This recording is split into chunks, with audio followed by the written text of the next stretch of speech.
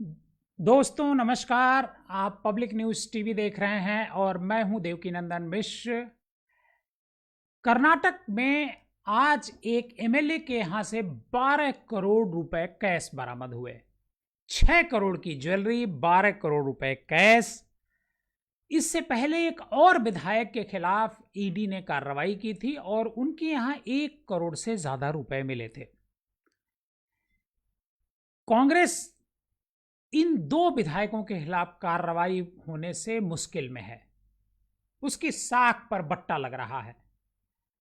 और आपको बता दें कि कांग्रेस के जो एमएलए हैं केसी वीरेंद्र, इनको ईडी ने इतने रुपयों की बरामदगी के बाद एमपीएमएलए के तहत गिरफ्तार भी कर लिया है और इन पर आरोप है कि अवैध ऑनलाइन और ऑफलाइन सट्टा ये चलाते थे।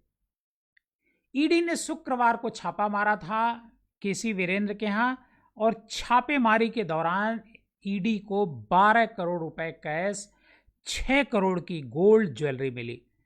इसके साथ ही 1 करोड़ की फॉरेन करेंसी भी बरामद की गई है और 4 गाड़ियां ईडी ने जब्त की है। आपको बताएं कि केसी वीरेंद्र कर्नाटक की चित्रदुर्ग विधानसभा से विधायक हैं और इन विधायक जी का गोवा में कैसीनो का काम भी है। मतलब विधायक जी कारोबारी हैं। कारोबार पहले करते थे, कारोबार करने के साथ साथ उन्हें लगा होगा कि अब विधायक बन जाना चाहिए, तो वो विधायक बन गए। चित्रदुर्ग से 53,000 वोटों से भारतीय जनता पार्टी के कैंडिडेट को इन्होंने हराया था। ईडी अभी कल से ही इनके घर पर जांच कर रही है। अब तक 12 करोड़ रुपए की बरामदगी हुई है। ईडी को लगता है कि कुछ और बरामदगी इनके घर से हो सकती है। आपको बताएं कि कर्नाटक में 8 दिनों के भीतर 2 कांग्रेस विधायक शिकंजे में आ चुके हैं। इससे पहले 14 अगस्त को ईडी ने कर्नाटक कांग्रेस के विधायक सतीश कृष्ण सैल के घर से 1.41 करोड़ रुपए की बरामदगी की थी। ईडी ने उनके और परिवार के बैंक लॉकरों से 6.75 किलो गोल्ड, ज्वेलरी और बिस्किट बरामद किया था। ईडी ने मीडिया को बताया कि तलाशी से मिले कैश और सोने के अलावा 14.13 करोड़ जमा वाले बैंक अकाउंट भी उनके फ्रीज किए गए हैं। कई अहम और दस्तावेज, ईमेल, रिकॉर्ड, ये सब बहुत सारे उनके जब्त हुए हैं। आपको बताएं कि सैल उत्तर कन्नड़ जिले की कारावार विधानसभा सीट से एमएलए हैं। इनके खिलाफ जो ईडी ने कार्रवाई की है वो 2010 में एक लौ की तस्करी का मामला था, उससे जुड़ा हुआ बताया जा रहा है। साल 2010 में अवैध तरीके से लौ इन्होंने निर्यात किया था। सैल पर आरोप है कि उन्होंने अन्य संपत्तियों और बेलेकेरी पोर्ट के अधिकारियों के साथ मिल करके 1.25 लाख मीट्रिक टन आयरन गैर कानूनी तरीके से बाहर भेजा था, जिसकी कुल संपत्ति 86.78 करोड़ बताई गई है। आपको बताएं कि कर्नाटक कांग्रेस ने इसको लेकर के एक बयान भी जारी किया है। कर्नाटक कांग्रेस का कहना है कि भारतीय जनता पार्टी कांग्रेस के लोगों को बदनाम कर रही है।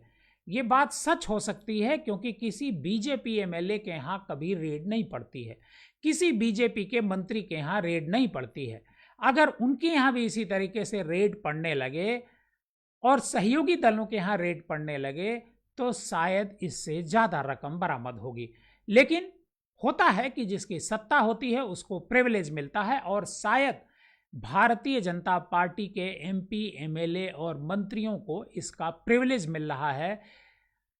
अब हम आपको बताते हैं कि आखिर कांग्रेस की मुश्किल वहां कैसे बढ़ती जा रही है।